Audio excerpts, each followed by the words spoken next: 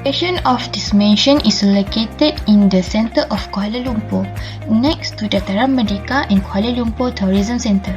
The mansion, now known as a Rumah Tangsi. Location of this place has become a community hub and event space.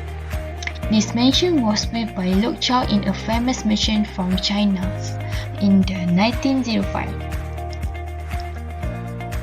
Then, in the 1908, the building has been taken over by Empire Hotel KL, with various additions and renovation having been complete into one of the most modern hotel. This went on for 10 years. In 1916, Alan Lok, son of Lok Yu, who had taken over this building. After that, the Empire Hotel was later renovated and became the Peninsula Hotel since 1919. It remained until 1970. After being abandoned for several years, in the 1970,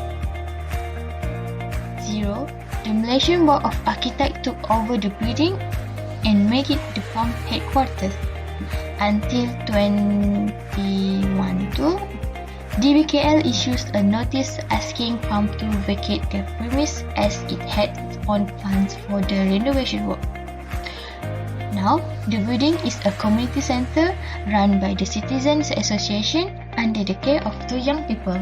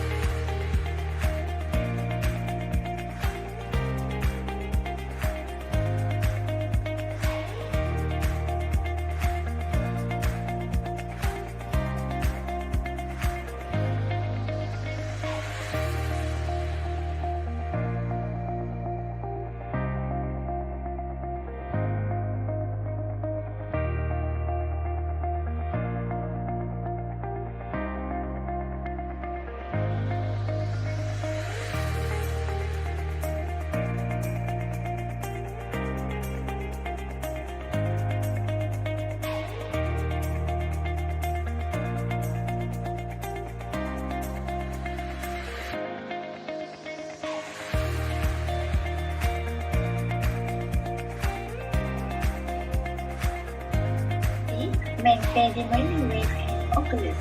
The pediment was enriched with 6 text writing corners and widely spaced figures. Each of triangle 3 points was embellished with a gold-shaped finish. The concealed paragraph was behind the cornice, followed by the roof, which was originally covered with terracotta tile, all supported on chingal timber trusses. Consists of a gable triangular-shaped base above the horizontal structure of the lid. And at the center, we have courtyard, open courtyard, an even space with glass panels, columns, in order to separate snow. The corridor immediately surrounding the scene or courtyard was paved with large terracotta tiles, which is as led with diamond. Pastel columns or floor above the corridor. Decorative balustrade. A balustrade is a vertical mounted shaft, square or rectangular form on building, parapet and other architectural features. Common material used in its construction are wood and stone.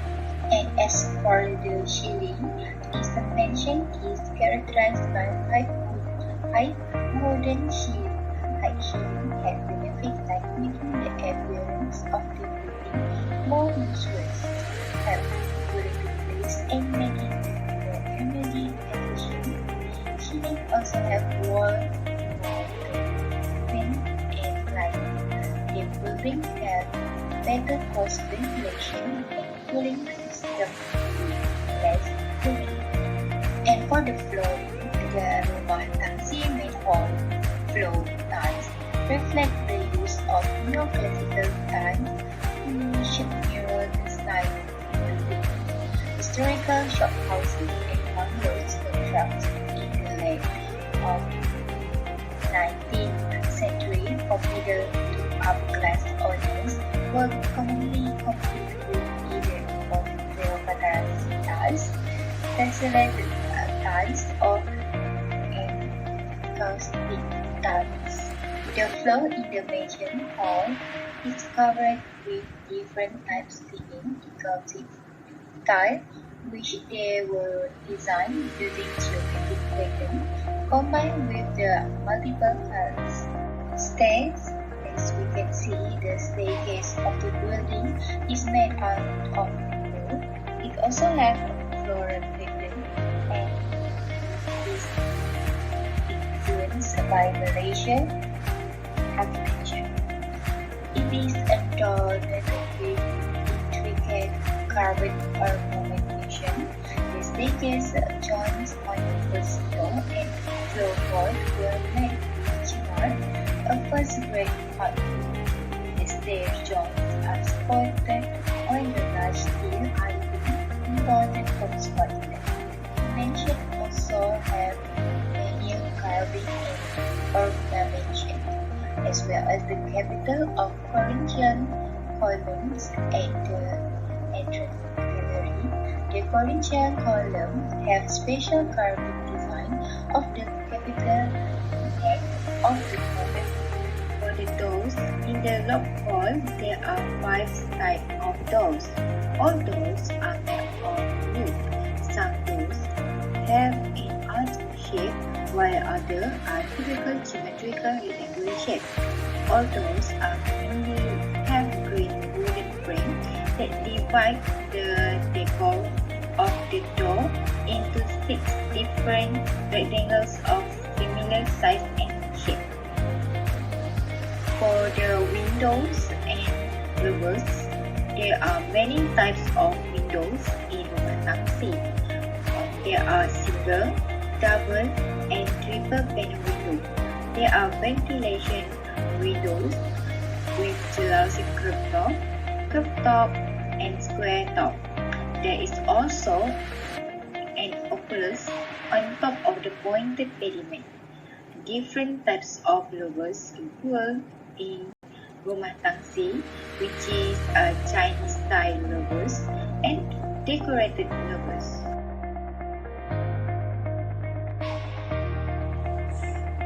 Restoration work of Rumah Tangsi was done for 2 years starting from 1899. So the phase 1 included the exterior skin of the building of Rumah Tangsi, foyer area, toilets and office, upgrading of building services, pest control works and the construction of retaining walls to the rear length. The first one is scrapping exterior and interior walls.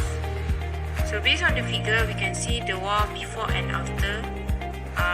The color of the original building has faded due to tropical climate.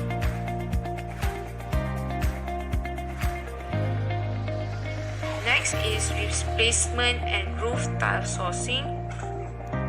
So the process will be starting with workers will start off with taking out the roof tile, check it, take it down, catalog, clean, check structure under the roof tile, and also documented it. Next will be the paint mock-ups. So during the construction, there are 6 years of colors that used to actually paint the wall. Is reconstructing abacus and nets. The abacus construction need a specialized expert working up on the curve and the detailing element to actually maintain the originality of the abacus.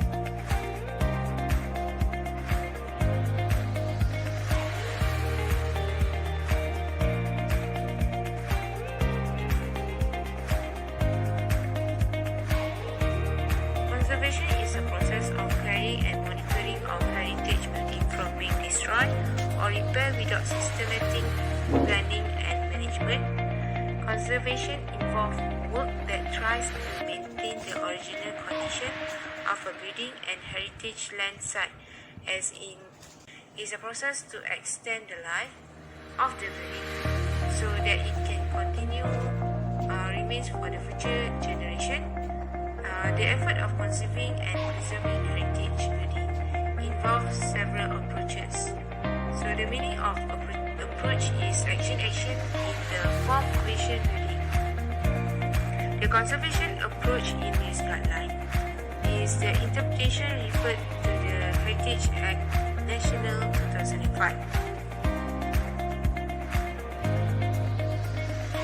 First one stated in the Heritage Act National 2005 is protect. So protect is activation, protection, conservation, repair, restoration, renovation, maintenance, documentation, and revitalization of things, artifact, history, area, and traditional. The second one is restoration.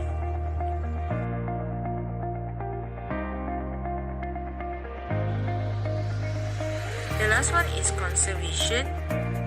Conservation is the approach include maintenance, repair, reconstruction, restoration, and adaptation, or anyway the combination.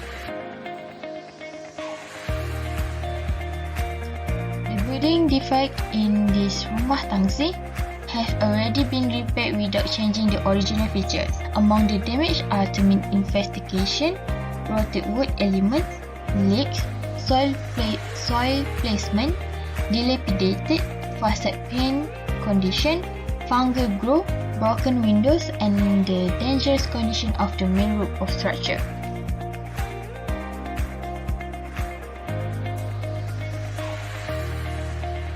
Besides the restoration and refurbishment of the building fabric, the some of its major structures for safety and fire protection, and manages application of policy, standards, tools, information, and procedures to the process of analyzing, evaluating, and controlling fire safety can be defined as fire safety management.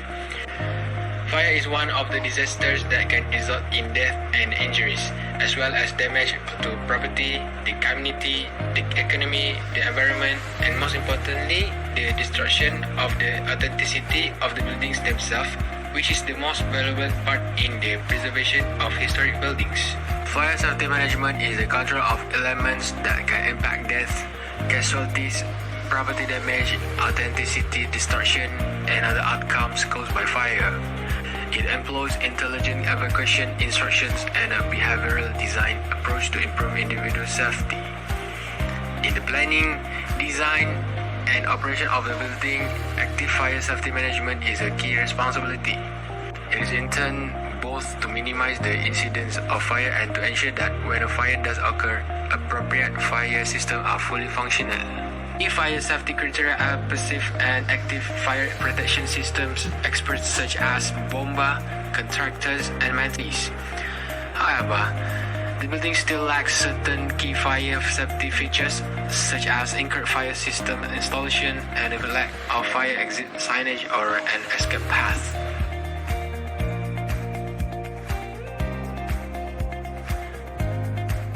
The building has gone through numerous stages of adaptive reuse before being taken over by the Malaysian Institute of Architects, which is Pertubuhan Arkitek Malaysia, in June 1973. Lok Jokit and his family lived in the building between 1907 and 1909. The building was taken over by the European Consortium in 1909, who converted it into the Empire Hotel. However, the building was sold to Lok Yu's son, Alan Lok, in 1916, who reconstructed it and turned it into the Peninsula Hotel. The building is known to have become a gathering spot for numerous planters and members of Kuala Lumpur's trading houses. Unfortunately, the Peninsula Hotel had to close due to fierce rivalry with the Empire Hotel. However, from other hotels in the city, including the Station Hotel, Eastern Hotel and Majestic Hotel. The building was then left vacant for several years before the Lock Trust was established to take over management of the property. When the Malaysian Institute of Architects transferred its secretariat to the Lock Hall in 1973, the building was in a deplorable situation. Some examples include roof from other hotels in the city, leaks, collapsing rafters, decaying wood, and ground movement. A proposal was made to demolish the building and adjacent buildings to make way for a high-rise construction project. This has sparked widespread consternation, especially among conservationists and institute members. However, it was advised in late 1989 that the institute keep the premises in great condition and preserve a record of expenditures for future considerations by the Kuala Lumpur City Hall. The institute commissioned architect John Koh of Architect Maju Bina to renovate and repair the building in 1989.